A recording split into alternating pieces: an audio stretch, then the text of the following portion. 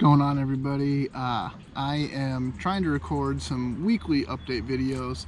I know it's been more than a week for this first one, but I've kind of been in the wilderness and haven't really had a lot of time to record. I'm currently sitting here in Monson, Maine, and I found a little bench. There might be some traffic around me because I'm by the post office, but it's not too bad. But really, I just wanted to give my update for the last week and a half, what I've been doing, how I got here. I'm about 115 miles into the trail. I do have my journal with me, so I know I don't miss anything. I have been writing a lot every night, but you know, sometimes on the trail, the journal just becomes more of like what the day was and not kind of the fun things or the personal side of it. So I'm trying to add that on these little updates. So I'll kind of let you know what I've been doing and where I'm at. So I'll see, hopefully it works. In the future, I'm gonna try to do these every week, but like I said, I was in the middle of nowhere for 100+ miles, so I haven't really had a chance to sit down. And sometimes you'll be at the shelters and you just feel like I don't want to talk. People are tired if they're there, so it's just easier to wait till you get into a town. So I mean, let's just start out with everything. I'm going southbound on the Appalachian Trail, so I'm here in Maine, making my way south, going all the way down to probably around the Pennsylvania-Maryland border, about 1,100+ miles, give or take. So how did I get here? That first day, Joe and I both went out of Mason City. We flew to Chicago, and then in Chicago we parted ways. I flew up to Bangor, Maine, and from Bangor then I hitched a bus. I got a ticket and went to Medway, and then in Medway got off the bus and we were greeted, me and a bunch of other hikers were picked up by people from the AT Lodge in Millinocket, Maine. That's where I stayed, and they do a free shuttle service. If you stay with them, they'll pick you up at the airport, or not the airport, they'll pick you up in Medway, they'll drive you to Baxter State Park to help out. And I ended up staying there, and I got there on a Monday evening, and we were going to, I had planned to stay one day, so Tuesday, and go up the mountain, Katahdin, on Wednesday. That was the plan. But there was a really bad storm coming in Wednesday. So what ended up happening is I stayed in Millinocket Monday night and Tuesday as planned, and then Wednesday afternoon, instead of hiking, I went out to the campground right there at the base of Katahdin, at Katahdin Stream, and I camped the night, and that way in the morning when the sun came up, I could just start my hike up the mountain. So that's what I ended up doing. But Millinocket was a small little town. The AT Lodge was great. Old Man and Navigator, been running it for a long time, and they were really useful. Really helpful. They had a little shop. They answered all these questions. They ran a little southbound little tutorial thing, like to help you get through the 100-mile wilderness, help you get up Katahdin, make sure your pack's good, kind of like a gear shakedown, which was really useful. And then they also ended up doing a food drop, which I took advantage of, and I think a lot of the people did. So eventually you get to the 100-mile wilderness and it's 100 miles without a place to resupply, and you got to carry all that food. So luckily enough, I only had to carry 5 days of food, and then I picked up in the middle another 5 days. So I didn't have to carry it all, so it really cut down on the weight. So the AT Lodge, they were really wonderful. It was a great little place. Met a lot of hikers there. We met people going north, people going south. I met a couple people I started my hike with, and it was really useful. So I would highly recommend the AT Lodge. You can find them all over Guthooks and all over the guides and everything, but it was really useful. They drove us right into Baxter State Park, right to the campground. So all this stuff was great. So yeah, I guess that first morning then, hiked Katahdin, the Baxter Peak up here in Baxter State Park. It was only 5.4 miles, but it took 11 hours and 40-some minutes for me. It was a beast. It wasn't the fact that it was just a mountain, but there's like bouldering sections where you really are hand over foot. There's sections where you're kind of hiking through riverbed water, there's tree lines, there's the tablelands up top. It was just an exhausting day. And for southbounders, it's your first day, and a lot of us probably don't really have legs under us like we hoped, or I can't really prepare for something like Katahdin where I'm from. It took a toll. I was exhausted. Like I said, it was a full day, 12 hours of hiking, and I was cramping about 3/4 of the way up. I had to stop, and every couple hundred yards stop and roll out my quads. It was getting really bad, but I wasn't gonna not make it. So it's a hike that I'll never forget, but at the same time, I don't know if I'm in a rush to ever do it again. It was something else. It was beautiful. It was breathtaking. It was exhausting. So I mean, it kind of hits all the nails in the head. But it was crazy. It was really my first day experiencing hikers. And there's so many people, like if you're sitting down catching a break, they'll check, hey, are you good? You need something? Like everybody is looking out for everybody else. So it was really nice to have that, and you start to realize that most of the time out here, other than a rare 1 or 2 people, everyone's been really nice and supportive. So it's really nice to have. Now, northbounders versus southbounders, some of the northbounders definitely have 2,000 more miles on us, so they make little comments, but hey, you know, it comes with the territory. It's fine. I get it. But yeah, Katahdin. That night, got off the mountain, got back to camp. I ended up staying with this guy Joe and this girl Sarah that I had met. They had a campsite that night, so I just crashed with them right by the stream. I remember getting off and I just put my feet in the water and I sat there for like 20 minutes, got water to drink, cooked, and went right to bed. It's one of them days. The following morning, got up, did some short hikes. We were trying to do like 10-mile days. So I did about a little over 10 to a place called Aball Pine, which is the last little like resupply / camping area before you enter the 100-mile wilderness. We've got like a little shop and all that. So we did I stayed at Aball Pine. I met a couple people that day. I met Emma, who I've been hiking with essentially since then. We've been off and on like together at the shelters at night. So like she and I met that day. We pulled into Aball together, and some of the other people, our friend Sarah we met there, Patrick, they ended up moving on. Patrick stayed that night, and Joe and Yvonne. So a lot of the people we were hiking with kind of were all there that night. It's the last night we were all in one big group. They offered a breakfast in the morning, which I did stay around for and had a little hot breakfast, and then we hit the road. So that was day 2, and then day 3 entered the 100-mile wilderness, and that's where, hey, once you're in, you're in. They told us at AT Lodge, if you're not ready at Aball Pine, call us. It's a $30 pickup. They'll come get you, and we'll prep you. But once you enter the wilderness, you got to go like 60 miles before they can pick you up. So there's very limited road access in there. So yeah, went in and just did little short days. I have it kind of written down here so I don't forget. Let's see. Day 3 I just went into, that's Millnocket, sorry. Aball Pine, there it is. So that first day I just went to Rainbow Springs, which is actually just a campground. It wasn't a lean-to. We didn't want to push it too hard, so we went in and there's this little campground that had a little spring water flowing and a little fire pit and some areas for tents. So Emma and I both set up our tents there. We met a guy named Old Man Groot who was there. And then we met 2 couples who were hiking like day hikes through there, or section hikes. They were really friendly.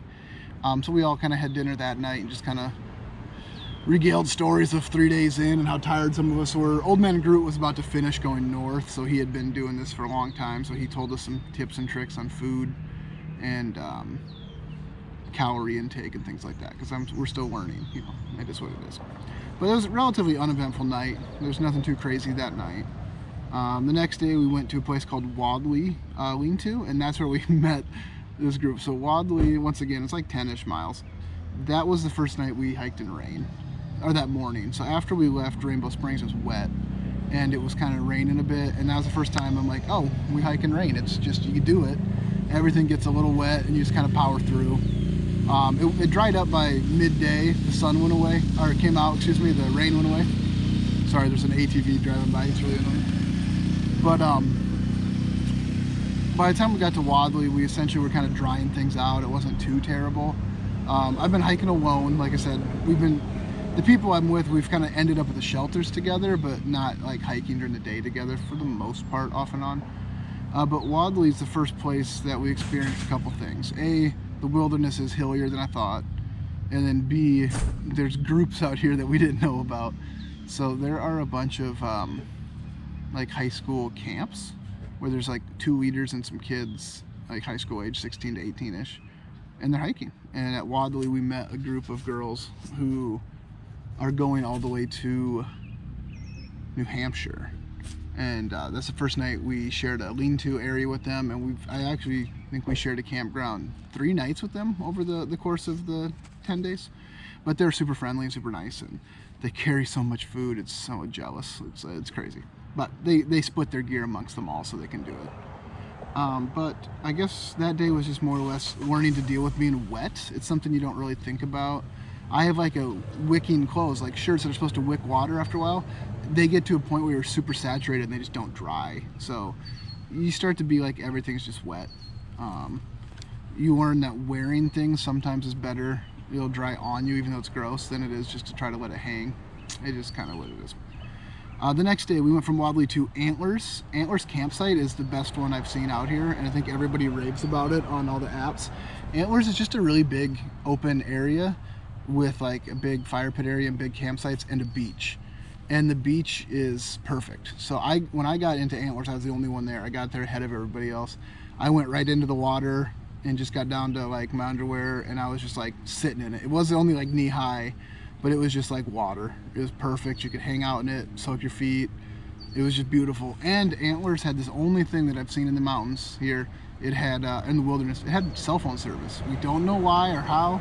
It's the only place that we've had it. It was kind of crazy. But Antlers, beautiful little campsite.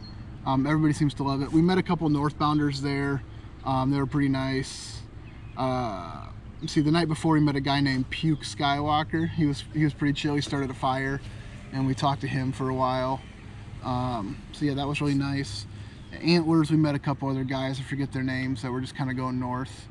We met a dad-daughter combo who's section hiking. They were really useful information. It was really just nice. Everyone just sitting around having meals, discussing stuff. It's awesome. The next morning, though, waking up from Antlers, I was the first one to leave camp in our little group, and I definitely scared a large animal. We weren't sure if it was a bear or a moose, but something in the distance jumped out of a tree, or at least kind of came down a little hill and then took off bolting away. It was a big thing. So I think I scared a bear away. Somebody said they thought it might have been a moose, but so it definitely scared something away. It was the only big animal I saw the whole time.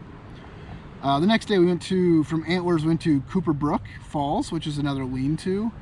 This is when I started to get foot pain for the first time. Had foot pain. I got to this campsite, and Emma and I, and then our friends Peter and Alora were also there. And Alora's been with us ever since too. She's kind of in our little group now, and so is Peter. Peter's a day behind, but we'll get to that. But we sat there at that Cooper Brook, and one of those high school camp counselors is a nurse. So she came over and helped us with like blister care, and kind of showed us tips and tricks and how she does it. And other hikers have shown us how they do it.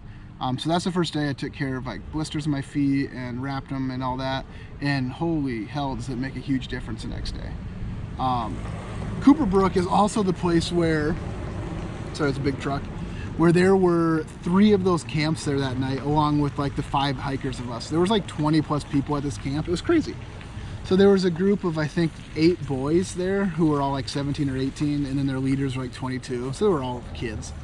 And then there was like a younger camp of like middle school, and then that group of high school girls. And they all kind of coexisted in this huge area. And then there was 4 of us who were just like normal thru hikers. The advantage is this Cooper Brook lean-to had a giant waterfall area in front of it, like cascading waterfall into like a pool area, and everyone just like went swimming. Everyone needed it that day. We all went in soaked, laid stuff out to dry, and it was a much needed like reprieve from just being exhausted. But that's the day that Alora and Peter kind of joined with us a bit, and we've all kind of been a little group since then. It's been nice. Let's see what else that day, anything interesting. I don't think it was too crazy. Yeah, so after Cooper Brook, I think, is when we start to get the crazy parts of the mountain. Yeah, so after Cooper Brook, we stayed at, the next day was Logan Brook lean-to, and this is what happens is we hit the mountains in the wilderness. There's like 2 big ranges. There's Whitecap, and all of the mountains that go with Whitecap, there's a bunch of peaks. And then there's one later on called the Chairbacks, which is like 4 plus like barren mountains, so peaks. The Whitecaps is the first one you hit going south, and it's a pretty big incline. It was rough. Logan Brook lean-to is halfway up, So we figured if you have to go all the way up and then go through peaks and then come down, we were going to stay halfway up to cut that incline in half and then the next day finish it. It was a rough day. But we got to Logan Brook and we were both, well, Emma and I and this guy named Bernardo was there, and two older gentlemen and a guy named JJ. Can't remember all their names. We were all going different directions, north and south, and the hills kicked in. Now this was also the day we got our resupply, our food drop, and going to the AT Lodge, they leave a cache out there. So they give you a little card on how to find it. Once you get to a certain point, there's like a little scavenger hunt. And eventually you get to a tarp and it's full of all of our buckets of food. So it was really nice. I went down there and got my food. This guy, John, that I was stayed with that first night, he had a bunch of soda brought out there. So he left a surprise soda in everybody's box that was with him. So that was really nice. He left me a Main Route soda. So yeah, we got that. Downside, we started climbing mountains that day with a heavier pack because now we got fresh food. You know, our packs were light. We were down to no food, back to 5-6 days of food. So it was heavy. We got up there. Amazing what foot care can do. The moment I took care of this blisters the night before, my feet felt so much better that day. But it was just, yeah, we got to Logan Brook, set up, knowing that the next couple days are gonna be rough. We talked to a bunch of different people and they were telling us like how to get through those little hills. It's rough. I haven't mentioned it yet, but like Maine's trails up here are just roots and rocks. It's not like a nice gravel trail or like a dirt pine needle trail. You're constantly stepping over tree roots and rocks. Your footing's very seldom flat. You're always kind of like, your ankles are kind of all over the place. So it's rough. My ankles are really bad today. We've been resting and I still have a hard time flexing just because they've been landing on uneven surfaces for so long and they're not used to it. You know, it's bad. So I'm building up strength. The other thing I wrote in my journal, just out of a random fact, is there's more moose poop on the trail than anything else. I am blown away at the amount of poop up here on this trail. There must be 1,000 moose in that wilderness that we just don't see because they're everywhere. So the next day, this is the day. Logan Brook to Carl Newell. This is when we went over to Whitecap and all those peaks. Rough day. It was a little bit wet. There's a rainstorm coming in. There was one coming, we knew it. It has to do with there was like a storm out in the Atlantic, I guess, up here in the Northeast. Everyone's getting hit. It finally got to us. And climbed. This day was a climb. This was Whitecap. And this is when everybody tells us it's the first big climb, and it was. It destroyed me going up. But once you get up there, gorgeous. You had views and you could see everything. You could see the whole valley. You could see Katahdin. You could see how far we've come. That was kind of crazy. In 10 days, you can see like how far we've actually made it. Also, I was able to message my mother back in Iowa. I left my puffy cold weather jacket in Iowa. So these nights in the mountains that are cold, I've been using my rain jacket and long sleeve. I've been freezing. So luckily, Sandy was able to mail my puffy jacket to Monson, the town I'm in now, and I got it here at the hostel. So thank God for mothers. Thank you, Sandy. My jacket is amazing. But yeah, this day was the first day. We did 4 different peaks that day. It was rough, especially because it probably took an hour and 20 minutes just to get that first 1.4 miles. We camped 1.4 miles from the peak of Whitecap, thinking it'd be an easier start to the day. Nightmare. It's crazy to get over it. But you know, we got up. Every time we got to the surface of a mountain, we were checking the weather because none of us have service out here. We've been alone in the dark for days. But we finally got up there, checked service, and we get weather updates. But it's been off and on, you know. It is what it is. We got to Carl Newell, which is a shelter on the other side of the Whitecap Range, and we didn't leave because we knew it was going to downpour rain. And at that time, that night, it was me, Emma, Aurora, and Peter. So the 4 of us, we all kind of meeting up at the same shelters. Peter's knee has kind of gone to crap. He was in a lot of pain. So the next day he took a 0. So we stayed at the shelter for the day and just rested. And the 3 of us went on. We went to Chairback Gap. So now we're at the second set of mountains, Chairbacks. Chairbacks are rough. They're relatively steep mountains and they're rocks. And it's really hard to describe, but it's more like when you get up that first chairback, it's like a rock scramble. So it's not really a trail. You're essentially putting your poles away, going hand over feet. to get over some of these big rocks. And if you fall off them, you're sliding down onto your butt and your legs are getting wedged in these different rock holes and stuff. It's a little scary, and we did it when it was raining, so it was even worse.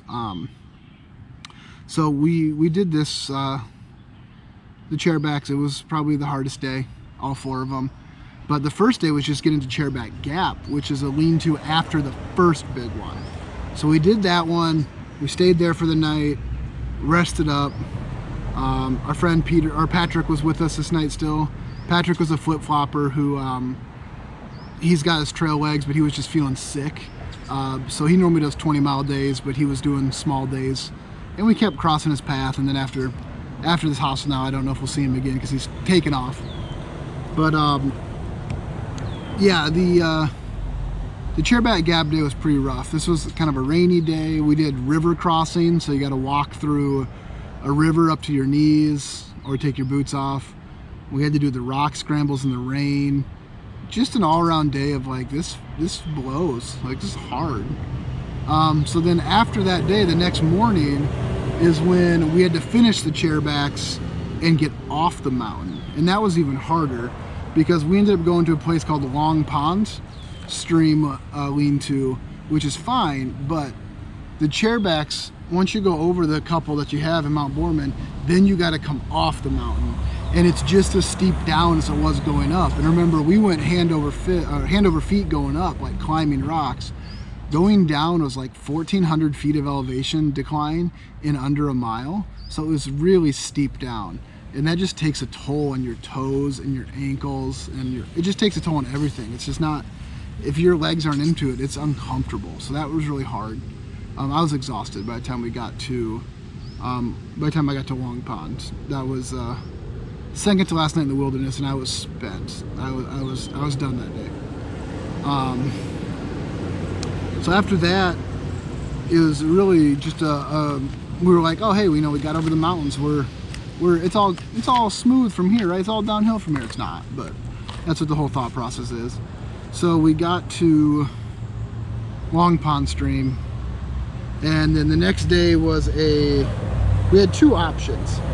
We could do a 15-mile day and get into Monson late at night, or we could do a 13-mile day, wake up the next morning, hike the final 3, and then hitch into town in the morning, which is what we chose. So the 3 of us, Emma, Aurora, and myself, went to Lehman Brook lean-to, and we were the only 3 there all night, so no one stayed there except us. It was a nice little cute area. It was our last night in the wilderness, so we were kind of eating all of our food and everything was nice. Following morning, we got up, and those last 3 miles were torture. Something about if we were close and we knew it, or we weren't mentally like, oh, it's not a long day, it's 3 miles. We don't know. It was a struggle. Those last 3 miles, it was a lot of like 400 to 500 foot uphill climbs, and they were pretty steep. It was a really long 3 miles. But I remember being close enough to the parking lot where we could call for our shuttle. You could hear cars. And it was the first time we'd heard cars in 12 days. And that was like this weird excitement of, holy crap, we're almost there. So I finally emerged, tired and all that. We sat on a rock. The other 2, Laura and Emma, came out maybe 5 minutes after me. We sat there, we called Shaw's Hostel, and they're like, yeah, we'll be right out there. And while they were coming out, 2 more hikers showed up going northbound. This older couple named Chaser and Pacer, which is great names. And all 5 of us went into Shaw's. Poet showed us around, and like Shaw's Hostel is awesome. They've got one house that has like private rooms and bunk rooms, and a big living room area with like music and DVDs and VHS and guitars and everything. A huge kitchen, and then they have bunkhouse, a second bunkhouse with like washers and dryers and showers and bathrooms.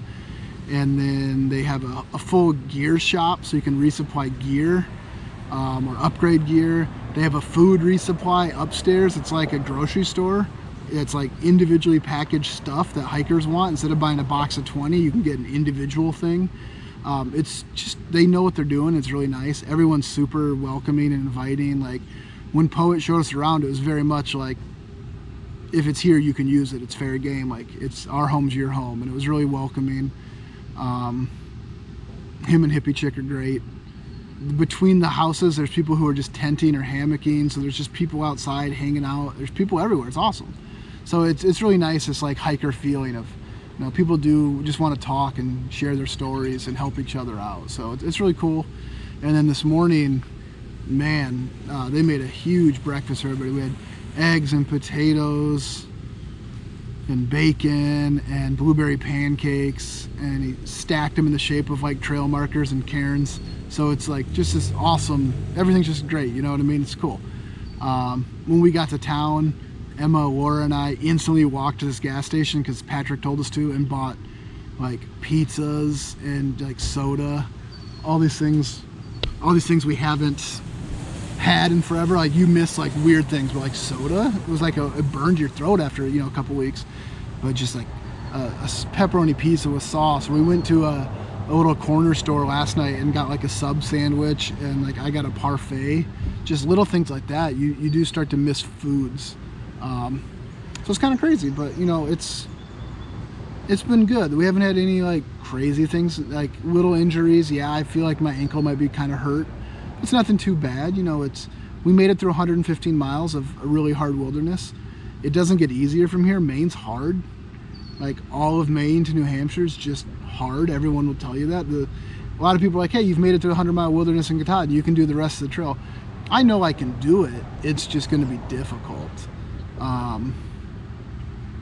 Southern Maine's really difficult. It's mountainy. You get into like the Whitecaps as you go into New Hampshire.